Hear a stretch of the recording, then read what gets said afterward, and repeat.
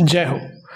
हम लोग फिजिक्स में गति वाले चैप्टर के अंतर्गत पिछले पार्ट में गति के बारे में जान लिए। दूरी क्या है, दूरी से संबंधित न्यूमेरिकल्स किस किस तरीके से आपके एग्जाम में आते हैं हमने पढ़ लिया। हमने पढ़ लिया डिस्प्लेसमेंट यानी कि विस्थापन क्या है, इसका मात्रक क्या है, इसका मान क्या क्या हो सकता है और विस्थापन से संबंधित किस तरीके से न्यूमेरिकल टाइप में क्वेश्चन किए जाते हैं। अगर आपने नहीं पढ़ा है उसका लिंक मैंने डिस्क्रिप्शन में दे दिया है, वहाँ से जाके अध्ययन कर लीजिएगा। और मैं आपको बता दूं कि ये फिजिक्स का हमको लगता है 6वां लेक्चर होगा और इसका प्लेलिस्ट बनाया जा चुका है। मैंने आपसे पहले भी कहा हुआ है कि 30 से 32 लेक्चर के अंतराल में ये पूरा का पूरा आपका फिजिक्स मैं ख़त्म करूँगा। और किसी भी प्रतियोगी परीक्षा के लिए, रेलवे हो, एसएससी हो, सुपर टेट हो या दुनिया का कोई भी एग्ज़ाम हो, जहाँ भी फिजिक्स से संबंधित क्वेश्चन किए जाएंगे यहाँ से 100% आने की उम्मीद रहेगी। और इतने डीपली जा करके आपको फिजिक्स कोई दूसरा पढ़ाया भी नहीं होगा। आप चेक कर लीजिएगा, पूरे यूट्यूब पे प्लेलिस्ट कोई भी खोल लीजिएगा और एक क्लास मेरा अटेंड करके ये देख लीजिएगा, फिर आपको इस टॉपिक से इतने डिटेल में जा करके कोई भी फिजिक्स नहीं पढ़ाया होगा। आइए दोस्तों क्लास शुरू करते हैं। आज पिछले लेक्चर में जहां हमने ख़त्म किया था वहीं से आगे बढ़ते हैं। आज सबसे पहला टॉपिक जो होगा वो मोशन में हम लोग जानने का प्रयत्न करते हैं कि आखिर चाल क्या है। इंग्लिश में बेटा इसको बोलते हैं स्पीड, ध्यान देते जाइएगा। इंग्लिश में क्या बोलते हैं, इसको स्पीड बोलते हैं। चाल क्या है? चाल को आपने बार बार पढ़ा होगा कि चाल बराबर दूरी बटे समय, यानी speed is equal to distance upon time, यही आपने पढ़ा हुआ है। तो इसी से डेफिनेशन बनता है। फिजिक्स में क्या है कि अगर किसी भी भौतिक राशि का आपको सूत्र मालूम है, फार्मूला मालूम है, तो बहुत आसानी से आप उसका डेफिनेशन बना सकते हैं और बहुत आसानी से उसके बारे में समझा सकते हैं, दूसरों को मात्रक निकाल सकते हैं। तो देखिए, समय के साथ वस्तु द्वारा तय की गई दूरी ही क्या कहलाती है? समय के साथ साथ वस्तु द्वारा तय की गई दूरी। दो चीजें याद रखिएगा कि चाल बराबर दूरी बटे समय होता है, यानी समय के साथ साथ किसी वस्तु द्वारा तय की गई दूरी को ही क्या कहते हैं बेटा? स्पीड कहते हैं, यानी चाल कहते हैं। ध्यान देना है, चाल कहते हैं। और ये परिभाषा आप कैसे बना सकते हो, थोड़ा सा इसको चेक कर लो आप कि आपको ये चीज पता है कि चाल बराबर होता है दूरी बटा समय, यानी एकांक समय में, समझिएगा, एकांक समय में किसी वस्तु द्वारा तय की गई दूरी ही क्या कहलाती है? चाल कहलाती है। इस तरीके से परिभाषा बना लो भाई, रट्टा नहीं मारना है। ये चीज यहाँ से समझो कि एकांक समय में किसी वस्तु द्वारा तय की गई दूरी ही चाल कहलाती है। ऐसे उल्टा घूमते चले जाओ, परिभाषा अपने आप बन जाएगा। और अब देखो, SI मात्रक इसका निकालना हो भाई, मात्रक निकालना हो तो आप मात्रक इसी से निकाल सकते हो, बहुत आसानी से निकाल सकते हो। व्युत्पन्न मात्रक निकालना मैंने आपको बताया था, मैंने आपको बीमा निकालना बता दिया था। आसानी से आप निकालो। चाल यहाँ दूरी बटे समय है, तो दूरी बटे समय के आधार पे दूरी का मात्रक क्या होता है? आप बोलोगे मीटर होता है। समय का मात्रक क्या होता है? तो आप बोलोगे सेकंड होता है, यानी मीटर प्रति सेकंड इसका SI मात्रक होगा। क्लियर? और फिर आप याद रखो, अदिश और सदिश राशियों वाले टॉपिक में मैंने आपको बताया था कि चाल बेटा एक अदिश राशि है। चाल कैसी राशि है जी? तो मैंने बताया था कि चाल यानी स्पीड इज द स्केलर, यानी चाल एक अदिश राशि है। चाल एक अदिश राशि है। क्लियर? जितने टॉपिक मैं बता रहा हूं सब के सब बहुत महत्वपूर्ण है, क्योंकि किसी से भी संबंधित क्वेश्चन आपसे पूछा जा सकता है, चाहे मात्रक हो, ठीक है, चाहे सूत्र हो, वो चाहे राशि हो, किस तरीके की राशि है। सबसे ज़्यादा महत्वपूर्ण जो होता है, इसका मान क्या होता है। तो मैंने आपको बताया था, याद करिएगा, कि आपको अलग अलग भौतिक राशियों से संबंधित मान नहीं पढ़ना है कि चाल का धनात्मक होता है, वेग का ऋणात्मक होता है, विस्थापन का धनात्मक, ऋणात्मक, शून्य कुछ भी होता है, ऐसे नहीं पढ़ना है। मैंने आपको बहुत इजीली एक चीज़ बता दिया था कि जितनी अदिश राशियां होती हैं सब का जो मान होता है वो हमेशा धनात्मक होता है।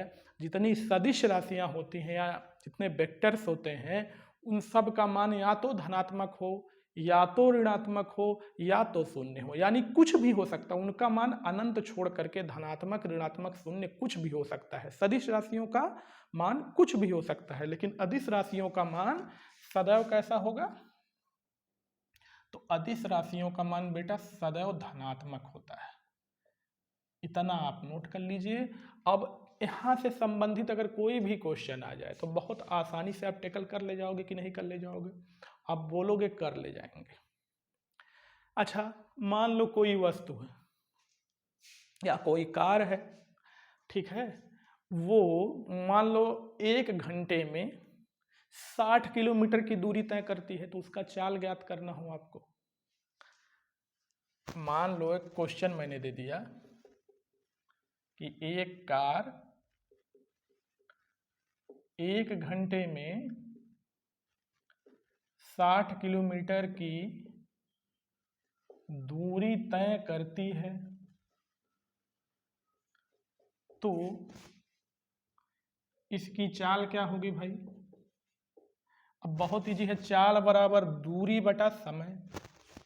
चाल बराबर क्या होता है जी? दूरी बटे समय। यानी आपको एक चीज चेक करना है, दूरी बटे समय 1 घंटा यानी 1 आवर्स। और आपको क्या ज्ञात करना था उसमें? आप चाल का मात्रक जो है मीटर प्रति सेकंड में, यहाँ पे इस किलोमीटर प्रति घंटे को मीटर प्रति सेकंड में आपको चेंज करना है, तो 2 पैमाना आपको पता होना चाहिए। और पैमाना नहीं भी याद करना आपको तो मैं 2 ट्रिक्स बताऊंगा आपको। अभी बहुत आसानी से किलोमीटर से किस तरीके से मीटर में बदलते हैं और मीटर प्रति सेकंड से किस तरह से किलोमीटर प्रति घंटे में बदलते हैं भी बता देता हूं आपको। देखो 1 किलोमीटर बराबर कितना होता है? 1000 मीटर। अब बोलोगे हाँ। 1 घंटे बराबर 60 मिनट और 1 मिनट बराबर 60 सेकंड, यानी 3600 ये सेकंड हो गया। 1 घंटे में 3600 सेकंड, 1 किलोमीटर में 1000 मीटर। तो अब देखो ये चूंकि 60 किलोमीटर दे रहा है ना, तो इसको जब मीटर में चेंज करोगे तो क्या हो जाएगा? 60 गुणे 1000 हो जाएगा। क्लियर? और ये बेटा एक जो हुआ है यहाँ पे, ये सीधा सीधा 3600 हो जाएगा। 2 जीरो से 2 जीरो तो यहाँ काट सकते हो आप। बचा क्या? यहाँ बचा है 60 गुणे 10, अब बचा है यहाँ पे 36। क्लियर? अगर काटना चाहो तो यहाँ काट सकते हो, ठीक है। 6 दहाई 60, अच्छा 6 36। अभी भी काटना चाहो तो काट सकते हो। 2 पंजे 10 और 2 तियां 6, यानी आ गया 10 गुणे 5 बटे 3, यानी आ गया कितना? 50 बटे 3। भाग वगैरह दे करके मीटर प्रति सेकंड में इसको कर सकते हो। भाग दे दो, 3 एकम 3 एक बार जाएगा, 20 आ गया। 3 छक्का 18, 16.67 मीटर प्रति सेकंड। यही क्या हो जाएगा बेटा? इसका उत्तर हो जाएगा। यानी प्रश्न देखने में जितना इजी था उतना ही टफ है। आप क्या करोगे? टफ कुछ नहीं है। ये मीटर प्रति सेकंड में बदलने के लिए आपने ये पैमाना रखा भी। मैं आपको ट्रिक बता देता हूं, इसको आप नोट कर लीजिएगा। नोट नंबर 1, ठीक है। यदि मीटर प्रति सेकंड से किलोमीटर प्रति सेकंड में बदलना हो तो क्या करते हो आप? 18/5 से गुणा कर देना आप। क्लियर? और यही अगर उल्टा आपको करना हो, नोट नंबर 2, यदि इसे उल्टा कर दिया जाए, किलोमीटर प्रति सेकंड से मीटर प्रति सेकंड में बदलना हो तो क्या करते हो? इसी को उल्टा कर दो, तो 5/18 से क्या कर देते हो? गुणा कर देते हो। अब देखो यहाँ पे क्या करना था एक्चुअली, यहाँ किलोमीटर प्रति घंटे से ये मीटर प्रति सेकंड में बदलना था ना, तो किलोमीटर प्रति घंटे से, एक मिनट, यहाँ पे मैंने प्रति सेकंड कर दिया है, किलोमीटर प्रति घंटे से यहाँ पे क्या करना था, यहाँ मीटर प्रति सेकंड में बदलना था। यानी ये दूसरा वाला, तो यहाँ 5/18 से आप गुणा कर सकते थे। इसको भी करके देख लो। अगर इतना लंबा चौड़ा आपको नहीं करना है, प्रतियोगी परीक्षा के विद्यार्थी हो, तो आपको इस तरीके से हल करना होगा इसको। ये तो लंबा चौड़ा हो गया, मतलब बेसिक वाली चीज़ें हो गई। अगर आपको किसी रिटन वाले एग्जाम में हल करना हो तो इस तरह से करोगे, लेकिन अगर आपको नॉर्मल अपने एग्जाम में हल करना हो तो 60/1 गुणे यहाँ क्या कर दोगे, ये 5/18 कर देना। यहाँ पे देखना फिर भी उत्तर वही आएगा, वही उत्तर आएगा। यहाँ पे कर दोगे 60 गुणे 5/18। अब काटो, देखो कौन से कटता है, 6 दहाई में 60 और 6 तरीक 18। फिर से आपको मिला कि नहीं मिला, वही 50/3, यानी 16.67 आपको मिला कि नहीं मिला। आप बोलोगे हाँ मिल गया। तो इस तरीके से भी हल हो जाएगा। बड़े से छोटे की तरफ आने के लिए छोटे वाले से गुणा कर देना, जहां अंश छोटा रहेगा। और देखो, छोटे से बड़े की तरफ जाने के लिए आप हमेशा बड़के वाले से गुणा कर देना, जहां अंश बड़ा रहेगा। 18/5 रट दो, 18/5 5/18। अब कंफ्यूज होना है यहाँ पे लाजमी है, कि मैं भी कंफ्यूज होता था जब पढ़ता था कि 18/5 कहाँ किया जाएगा, 5/18 कहाँ किया जाएगा। तो अपने दिमाग में एक बात रखना है आपको, कि अगर आप मीटर प्रति सेकेंड से किलोमीटर प्रति घंटे में बदलना चाहते हो, किलोमीटर प्रति घंटे में बदलना चाहते हो, तो फिर बेटा फिर आपको 18/5 से गुणा करना पड़ेगा। और अगर आप किलोमीटर प्रति घंटे से मीटर प्रति सेकंड में बदलना चाहते हो तो 5/18 से गुणा करना पड़ेगा।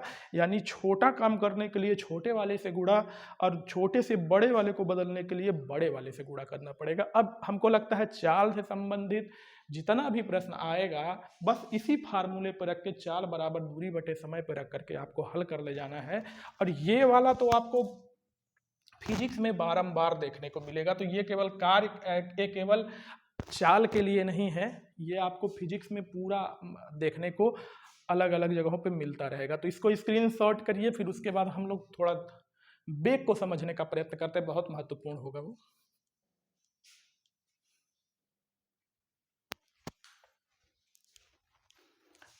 बेटा अब हम लोग समझते हैं बेग। एक्चुअली जहाँ चाल एक अदिश राशि है, वहाँ बेग एक सदिश राशि है। जिस तरह से आपने दूरी पढ़ा और विस्थापन पढ़ा कि दूरी एक अदिश राशि, विस्थापन एक सदिश राशि है, उसी तरीके से चाल और बेग में अंतर होता है। दोनों का मात्रक सेम होता है, मीटर प्रति सेकंड, लेकिन बेग का जो राशि है वो सदिश राशि होता है। तो इसका मान धनात्मक, ऋणात्मक या शून्य कुछ भी हो सकता है। लेकिन इसकी परिभाषा समझ लो। बेग इज इक्वल टू होता क्या है बेटा, बेग इज इक्वल टू होता है विस्थापन, विस्थापन अपॉन टाइम। यानी इसको v से दर्शाते हैं। v is equal to s upon T. Displacement, वैसे विस्थापन के जगह पे यहाँ पे आप d कर देना, अभी आप s नहीं समझ पाओगे क्या है। तो वेग बराबर d बटे टी, यानी v is equal to D upon T. Displacement upon time, velocity is equal to displacement upon time. यानी परिभाषा लो, अभी यहाँ पे दूरी बटे समय था, चाल बराबर दूरी बटे समय। तो परिभाषा क्या था कि एकांक समय में किसी वस्तु के द्वारा तय की गई दूरी, लेकिन इस बार विस्थापन आ गया है, तो एकांक समय में किसी वस्तु द्वारा तय किया गया विस्थापन ही क्या कहलाता है, वेग कहलाता है। विस्थापन और दूरी कहीं ना कहीं एक ही तो है, बस थोड़ा सा अंतर क्या है, शॉर्टकट दूरी जो हो जाती है, जो न्यूनतम दूरी हो जाती है, वो विस्थापन हो जाती है। और विस्थापन एक सदिश राशि हो जाती है, दूरी एक अदिश राशि हो जाती है। उसी तरह से चाल एक अदिश राशि है, वेग एक सदिश राशि है। दोनों में बहुत ज़्यादा अंतर नहीं है, बस राशि का अंतर है। दोनों का मात्रक भी सेम है। मात्रक निकालोगे बेटा तो मात्रक आपको क्या देखने को मिलेगा, देखो विस्थापन का मात्रक क्या हो जाता है, विस्थापन का मात्रक होता है मीटर, और समय का मात्रक होता है सेकंड। यानी चाल का मात्रक भी आपको मिला था, विस्थापन का मात्रक भी, अरे वेग का मात्रक भी आपको मिल गया देखने को। अब परिभाषा लिख लेना, एकांक समय में तय किए गए, फार्मूले से परिभाषा बनता है, तय किए गए विस्थापन को वेग कहते हैं। वेग का मात्रक चाल के मात्रक के बराबर होता है, लेकिन वेग क्या है? वेग एक सदिश राशि है, यानी एक वेक्टर है।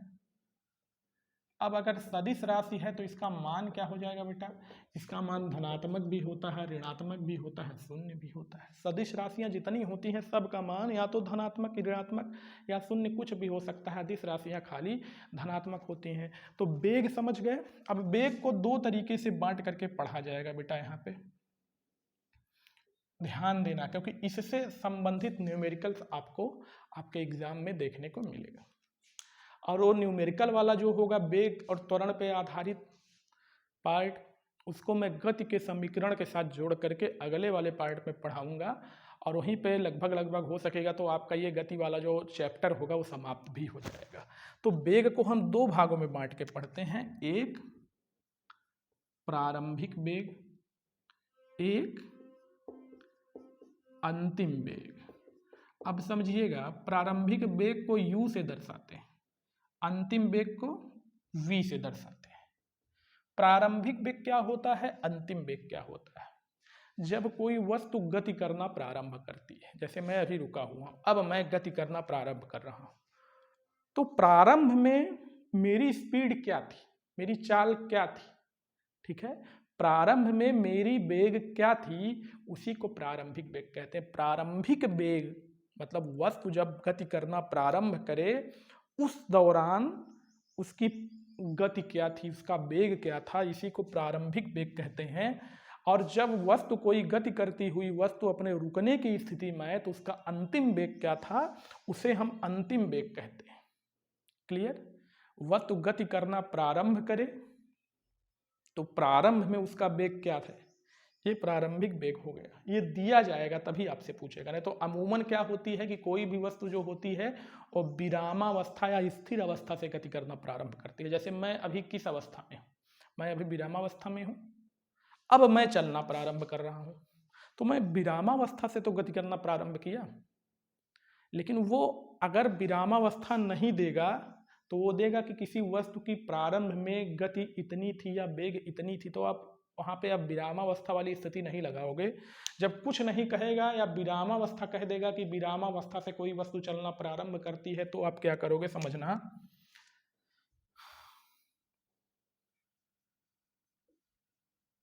विरामावस्था से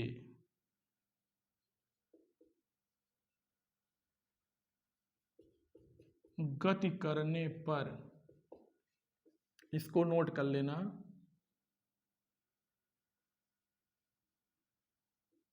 वस्तु का प्रारंभिक वेग जो होता है बेटा, उसका मान हमेशा, यानी u का मान यहाँ पे इस अवस्था में हमेशा आप शून्य रखोगे। इस चीज को ध्यान देना। विरामावस्था से कोई वस्तु चलना प्रारंभ करे या नहीं, उसका जो चाल था, उसका जो वेग था क्या होगा, 0 किलोमीटर प्रति घंटे ही तो होगा ना।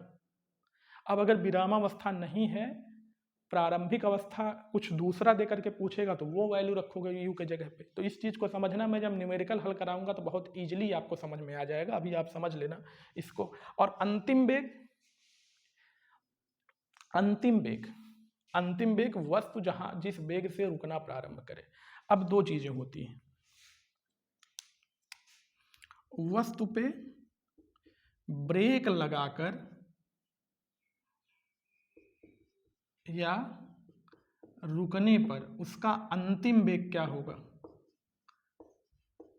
भाई जब किसी वस्तु पे आप ब्रेक लगा दोगे, वस्तु रुक जाएगी तो उसका वेग कुछ रह जाएगा, उसकी गति कुछ रह जाएगी, बोलोगे नहीं रह जाएगी, तो इस अवस्था में अंतिम वेग जो होगा बेटा वो 0 हो जाएगा।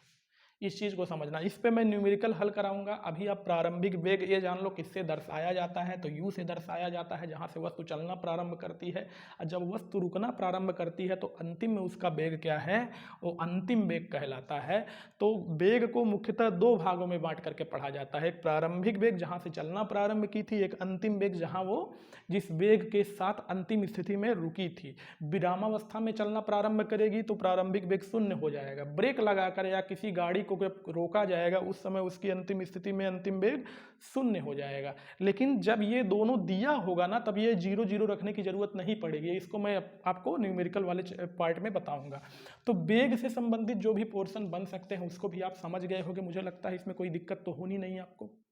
वेग एक सदिश राशि है, चाल एक अदिश राशि है। वेग का मात्रक चाल के मात्रक के बराबर होता है, लेकिन वेग जो होता है उसका मान धनात्मक, ऋणात्मक या शून्य कुछ भी हो सकता है। अब यहीं पे समझ लो आप एक्सीलरेशन यानी कि त्वरण।